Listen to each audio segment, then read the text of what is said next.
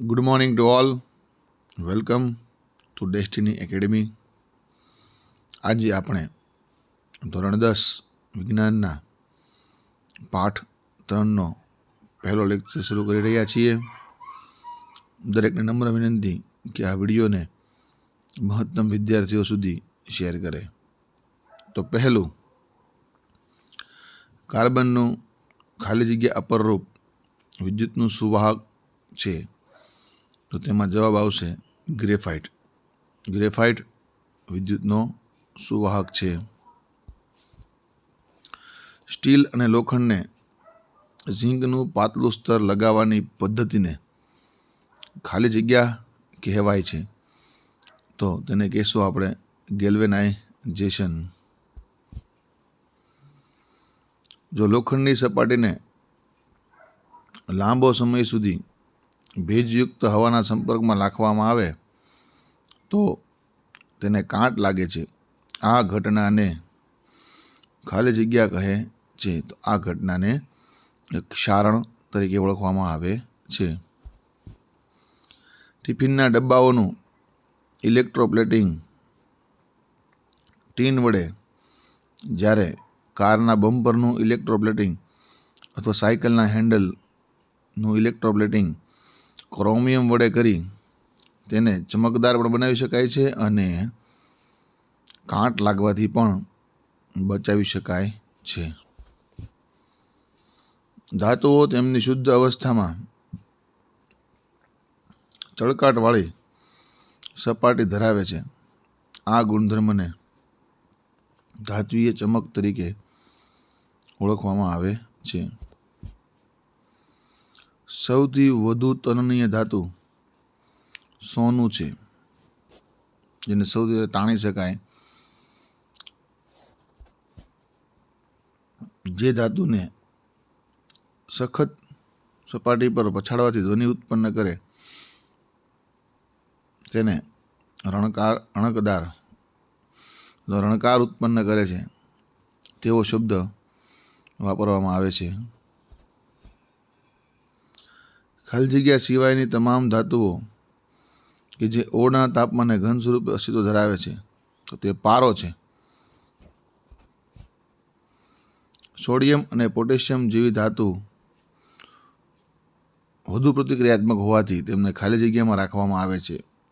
તો તેમને કેરોસીનમાં રાખવામાં આવે છે, જેથી ઓક્સિજનના સંપર્કમાં ન આવે અને તે સળગી ન જાય.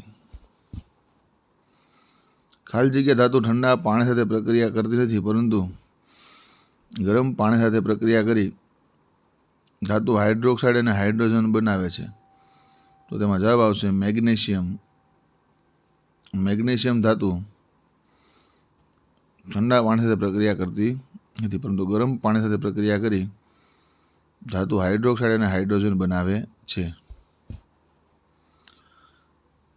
નીચેનું સમીકરણ પૂર્ણ કરવા માટે ખાલી જગ્યા પૂરો. તો સોડિયમ હાઇડ્રોક્સાઇડ વત્તા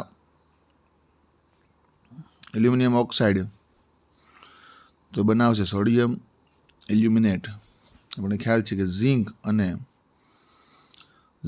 અને એલ્યુમિનિયમ બે જ એવી ધાતુ છે કે જે બેઝ સાથે પ્રતિક્રિયાત્મકતા બતાવે છે. કોઈ પણ ધાતુની નાઇટ્રિક એસિડ સાથે પ્રક્રિયા થાય ત્યારે હાઇડ્રોજન વાયુ ઉદ્ભવતો નથી, કારણ કે હાઇડ્રોજનનું ઓક્સિડેશન થઈ પાણી બની જાય છે. આપણને ખ્યાલ છે કે નાઇટ્રિક એસિડ એ પ્રબળ ઓક્સિડેશન કરતા હોવાથી, હાઇડ્રોજનનું ઓક્સિડેશન થઈ પાછું પાણી બનતું હોવાથી અહીંયા નાઇટ્રિક એસિડની હાજરીમાં હાઇડ્રોજન વાયુ ઉત્પન્ન થતો નથી. ખાલી જગ્યા એ પ્રબળ ક્ષારીય ધુમાયમાન પ્રવાહી છે જે સોનાને દ્રાવ્ય કરે છે. તો તેનું નામ છે એક્વા રિજિયા. ખાલી જગ્યા તેનાથી ઓછી સક્રિય ધાતુને તેમના સંયોજનના દ્રાવણ અથવા પીગળેલા સ્વરૂપમાંથી વિસ્થાપિત કરી શકે છે.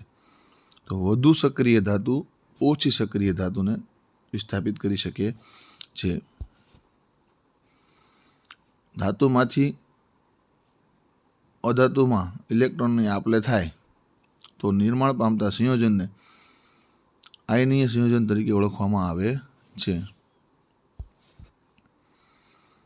આયનીય સંયોજનો ઘન અવસ્થામાં વિદ્યુતનું વહન કરતા નથી, પરંતુ તે પીગલિત અવસ્થામાં વિદ્યુતનું વહન કરે છે. તત્વો કે સંયોજનો પૃથ્વીના ભૂપૃષ્ઠમાંથી કુદરતી રીતે મળે તેને આપણે ખનિજ તરીકે ઓળખીએ છીએ. સક્રિયતા શ્રેણીમાં તળિયે રહેલી ધાતુએ ખાલી જગ્યા છે જે મુક્ત અવસ્થામાં મળી આવે છે તે ઓછી સક્રિય છે, જેથી તે મુક્ત અવસ્થામાં મળી આવે છે. સિન્નાબાર તરીકે ઓળખાતી કાચી ધાતુનું સામાન્ય સૂત્ર મર્ક્યુરી સલ્ફાઇડ છે. મર્ક્યુરી સલ્ફાઇડ એટલે સિન્નાબાર.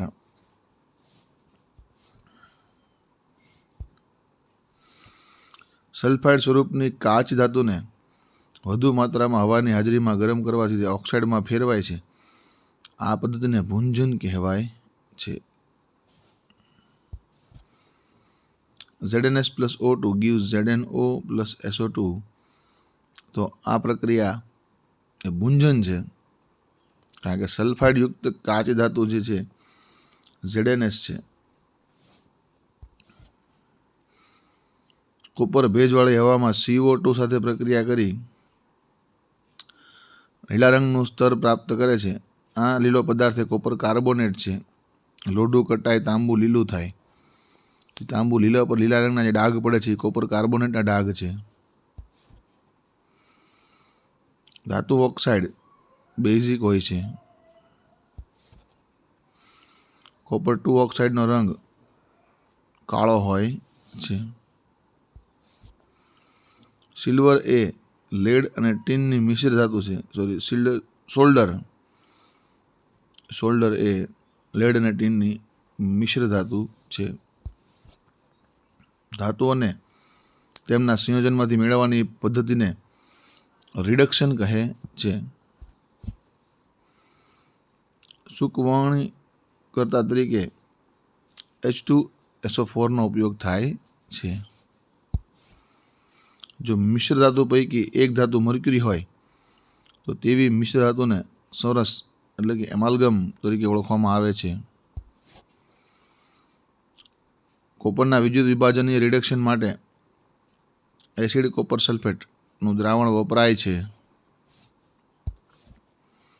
સિન્નાબાર HgS એ મર્ક્યુરીની કાચી ધાતુ છે.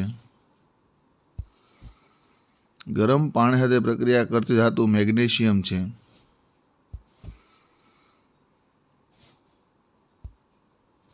Thank you very much.